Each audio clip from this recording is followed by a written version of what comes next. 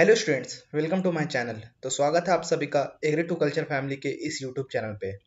तो इस क्लास में हम लोग इकोनॉमी के कुछ अच्छे क्वेश्चन एमसीक्यू के ऑब्जेक्टिव्स क्वेश्चन को करेंगे।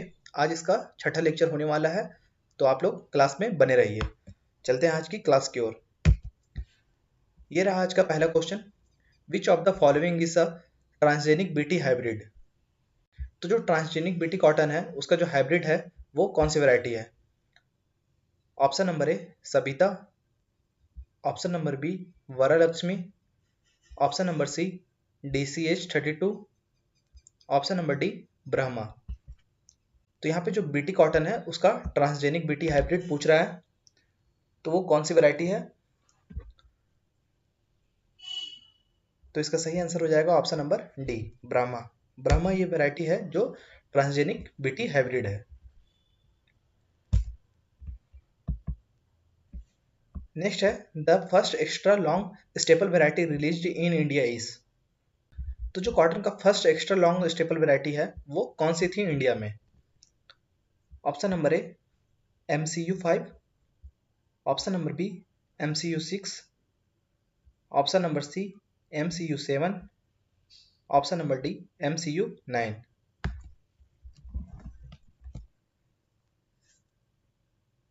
तो इंडिया की जो first extra long staple variety थी कॉटन की वो थी ऑप्शन नंबर ए MCU5। इसका सही आंसर है ऑप्शन नंबर ए।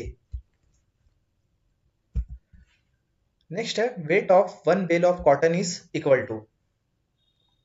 तो यहाँ पे पूछ रहा है जो कॉटन है उसके एक बेल में कितना केजी कॉटन होता है?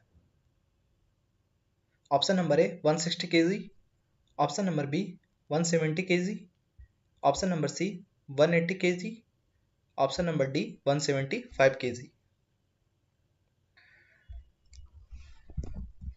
तो जो कॉटन है उसको बेल में मेजर करते हैं, तो जो एक बेल में जो कॉटन होता है वो होता है ऑप्शन नंबर जो बी है 170 KG. One bale equal to 170 KG, one bale equal to 170 KG होता है कॉटन के केस में, और जूट के केस में जो वन बेल होता है वो 180 केजी होता है। नेक्स्ट है the process of dipping of jute bundles in water is called. तो जूट में क्या होता है कि जूट के बंडल्स बना के उनको वाटर में डिप कर दिया जाता है 8 से 30 दिनों के लिए। तो यह जो प्रोसेस है वो क्या कहलाता है?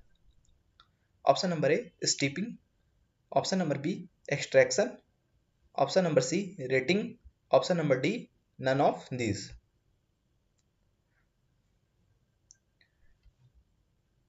तो जूट के बंडल्स को उसको बंडल बना के उसको वाटर में डीप कर देना, ये जो प्रोसेस है वो कहलाता है ऑप्शन नंबर सी रेटिंग। इसका सही आंसर हो जाएगा ऑप्शन नंबर सी। नेक्स्ट है ribboning is associated with which crop. तो जो रिबनिंग प्रोसेस है, रिबनिंग टर्म है, ये किस क्रॉप से रिलेटेड है? Option number A cotton, option number B jute, option number C linseed, option number D sunn hemp.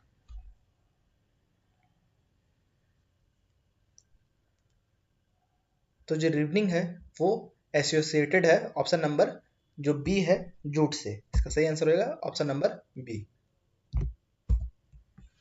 Next है test weight of sorghum is. तो यहाँ पे सोरगम है उसका टेस्ट वेट पूछ रहा है कितना होता है?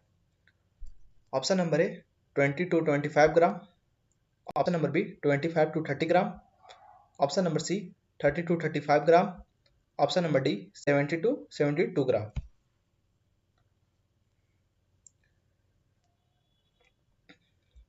तो यहाँ पे जो टेस्ट वेट है सोरगम का वो है ऑप्शन नंबर बी 25 to 30 ग्राम। इसका सही आंसर हो जाएगा ऑप्शन नंबर बी 25 to 30 ग्राम जो सोरगम है उसका टेस्ट वेट देखने को मिलता है। नेक्स्ट है sugar cane is planted furrow because of. Sugar की प्लांटिंग हम लोग मेनली तीन तरह से देखते हैं। इसका जो प्लांटेशन होता है वो तीन तरह से होता है। पहला है फ्लैट प्लांटिंग, दूसरा ट्रेंच प्लांटिंग और तीसरा है फरो प्लांटिंग। तो यहाँ पे पूछ रहा है कि फरो प्लांटिंग हम लोग शुगर केन में क्यों करते हैं? तो इसका ऑप्शन है option number A it reduces soil borne disease, option number B to avoid water losses, option number C it reduces lodging, option number D all of the above.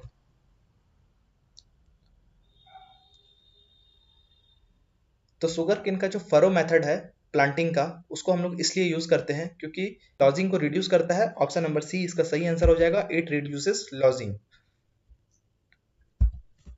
Next है Food Corporation of India जो FCI है was established in the year. तो Food Corporation of India की स्थापना कब हुई थी? Option number A 1968, option number B 1965, option number C 1969, option number D 1960।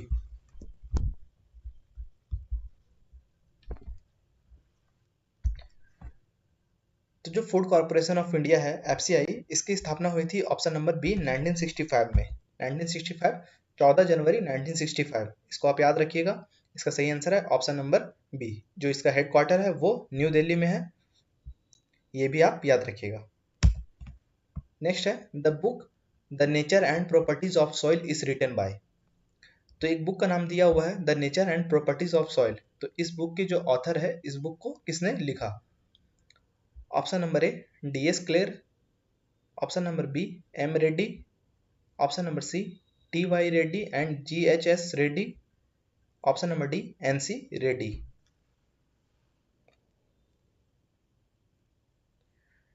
तो जो the nature and properties oil book है, इसके जो राइटर है वो है option number D NS Brady. यह बुक NS ब्रेडी के द्वारा लिखा गया था। नेक्स्ट है during germination radical and plumule develop from. तो जर्मिनेशन के दौरान जो रेडिकल और प्ल्यूमेल का डेवलपमेंट होता है वो कहाँ से होता है? Option number A embryo, option number B endosperm, option number C hilum, option number D seed coat.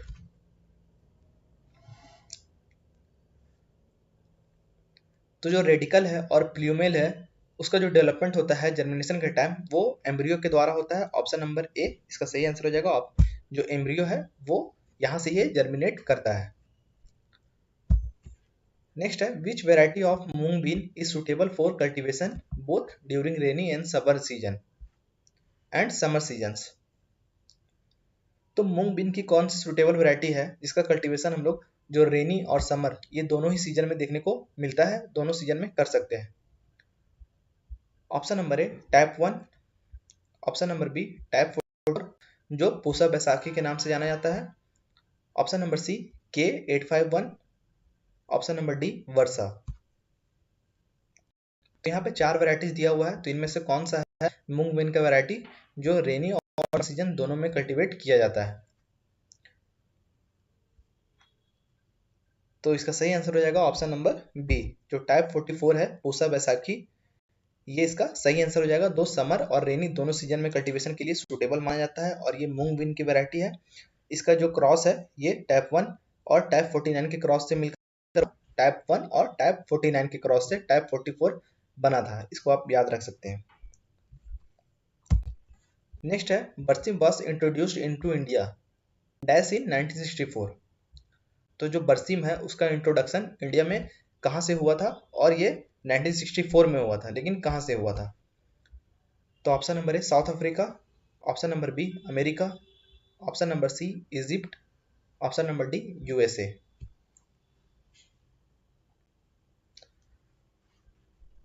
तो जो बरसिम है उसको इंट्रोड्यूस किया गया था इंडिया में, तो यह इजिप्ट से हुआ था। ऑप्शन नंबर सी इसका सही आंसर हो जाएगा इजिप्ट। और ये कब हुआ था? 1964 में।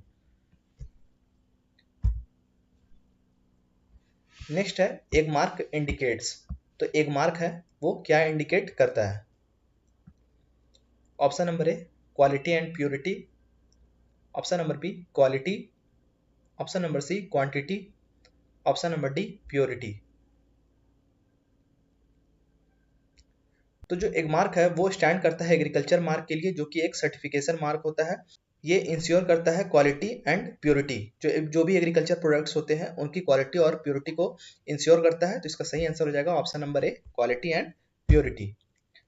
इसका जो हेडक्वार्टर है वो है फरीदाबाद हरियाणा में। जो हेड ऑफिस है एक मार्क का वो फरीदाबाद हरियाणा में है। तो ये था एग्रोनॉमी MCQ सीरीज का 6 लेक्चर, जो छठा लेक्चर था उसको आज हम लोगों ने किया। तो आई होप आपको वीडियो पसंद आया होगा। वीडियो को लाइक कीजिए और चैनल को सब्सक्राइब जरूर कीजिए। Thank you.